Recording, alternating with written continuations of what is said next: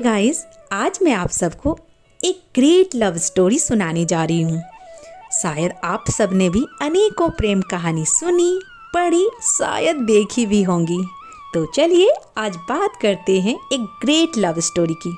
दोस्तों, आज मैं एक सच्ची अमर प्रेम कहानी बताने जा रही हूँ। ये कहानी है हीर और रांझे की। मैं हूँ प्रिया, आप देख रहे हैं हमारा चैनल भारत भ्रमण।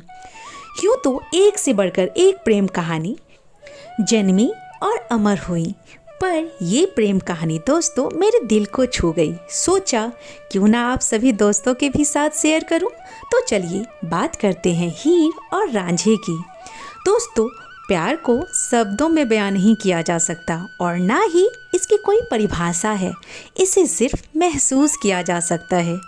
ये तो एक ऐसा खूबसूरत एहसास है जो दो लोगों को बहुत गहराई से आपस में जोड़ता है। ये कहानी पाकिस्तान की चेनाब नदी के किनारे पर बसा हजारा नामक गांव था। मौजू चौधरी गांव का मुख्य जमींदार था। उसके 4 पुत्र थे और रांझा उन चारों भाइयों में से सबसे छोटा था। रांझा का असली नाम डीढो था और वो उपनाम रांझा था, इसलिए सभी उसे रांझा कह के बुलाते थे। रांझा अपने चारों भाइयों में से सबसे छोटा था, जिसके कारण वो अपने पिता का सबसे लाडला पुत्र था। रांझा के बाकी भाई खेती बाड़ी किया करते थे और वहीं दोस्तों रांझा अपनी बांसुरी के धुन में हमेशा मदमस्त रहता था, जिससे उसके भाई उससे बहुत चिढ़ते थे और साथ ही जलते भुनते भी थे। रांझा बचपन से ही कुछ रंगीन मिजाज के थे। उसे खूबसूरती से बेहद प्यार था। मैं आपको बता दूं दोस्तों कि उसने सपने में ही एक तस्वीर गढ़ डाली थी। आप समझ ही गए होंगे वो तस्वीर किसकी होगी। जी हाँ, एक हसीन चेहरे की। वैसे हर सिक्के के दोस्तों 2 पहलू होते हैं। उसी प्रकार हर किसी के ज़िंदगी में कुछ खुशी के तो कुछ गम के पल होते हैं। 12 साल की उम्र में ही रांझा के पिता का साया उनके सिर से उठ गया और उसके चारों भाइयों ने उसे घर से निकाल दिया। वह घर से निकल गया, पेड़ के नीचे बैठ बांसुरी बजाते रहता था और अपने सपनों के शहजादी के बारे में सोचा करता था। तभी अचानक उधर से एक पीर बाबा गुजर रहे थे।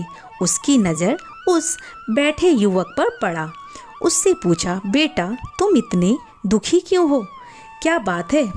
उसने अपने बारे में सारी बातें बताई, साथ ही अपने सपनों के शहजादी के लिए जो धुन बनाई थी वो भी सुनाई। पीर बाबा को सब समझ आ गया और उसने कहा, बेटा तुम्हारी सपनों की शहजादी कोई और नहीं बल्कि हीर होगी, तुम उसकी तलाश करो। पीर की बात सुनकर वो हीर की तलाश में इधर उधर निकल पड़ा। भटकते भटकते दूसरी गांव जा पहुंचा, जो सच में हीर का ही गांव था। एक हीर सियाल जनजाति की लड़की थी और बड़े ही सख्त मिजाज की थी। जाट जो ठहरी। जैसे ही रांझे की नज़र उस जाट यानी कि हीर पर पड़ी, रांझा अपने सुध बुध सब भूल बैठा और मन ही मन बोल बैठा, ये ही मेरी हीर है। वैसे तो हीर बड़ी सख्त मिजाज की थी, लेकिन जब हीर की भी नज़र रांझे की ओर गई, उसके मन मोह लेने वाले नैन, 6 फीट का हट्टा कट्टा नौजवान देखकर वो भी सब कुछ भूल बैठी और मन ही मन उसे अपना साथी मान लिया और बस रांझे को देखते देखते निहारती रह गई। कुछ ही पल बाद रांझे ने अपने सपनों की बात उस हीर से कही। उसकी ओर हीर भी आकर्षित हो चुकी थी, जिससे वो अपने साथ रांझे को ले आई और अपने घर नौकरी पर रखवा दिया। हीर के पिता ने रांझे को मवेशी चलाने का काम सौंपा।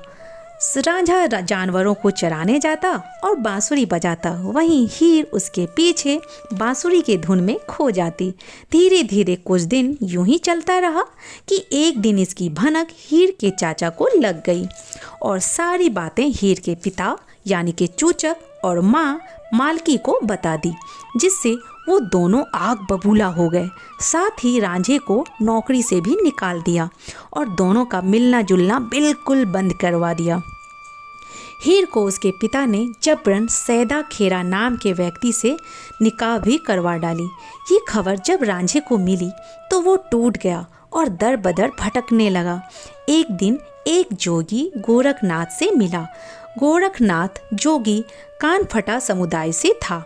उसके सानिध्य में रहकर रांझा भी जोगी बन गया और रब का नाम लेता हुआ वो पूरे पंजाब में भटकता रहा। अंत में हीर से मुलाकात हुई, जहाँ वो निकाह के बाद रहा करती थी। उस जोगी के भेष में देख वो बेचैन हो गई।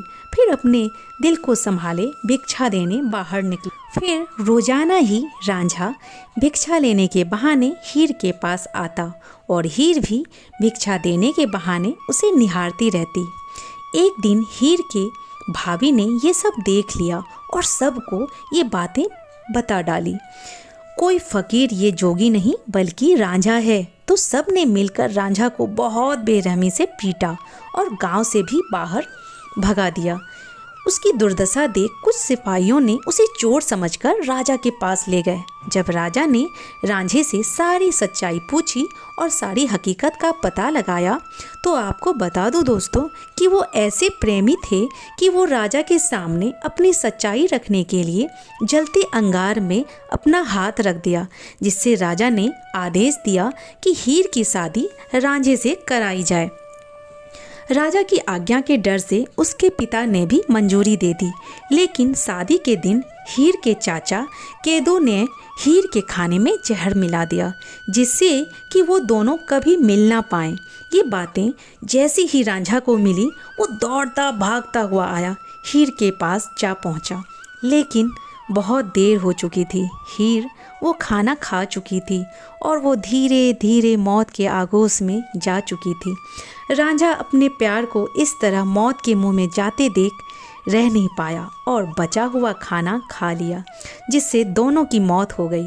दोस्तों, सदा के लिए एक हो गए हीर और रांझा। उनके जीते जी जो एक नहीं होने दिया, मरने के बाद उनके पैतृक गांव झंग में दफन किया गया, जहां आज भी प्रेम मजार बना हुआ है। आज भी सच्चे प्यार करने वाले उनकी कस्में खाते हैं। प्यार तो इनके जैसे होना चाहिए। ऐसे ही बहुत सारी प्रेम कहानी, ऐतिहासिक स्टोरी और सभी वीडियो को देखने के लिए हमारे चैनल को सब्सक्राइब करें, लाइक करें और शेयर करें, ताकि हमारी हर प्रकार की वीडियो आप तक पहुंचती रहे। तब तक के लिए बाय बाय।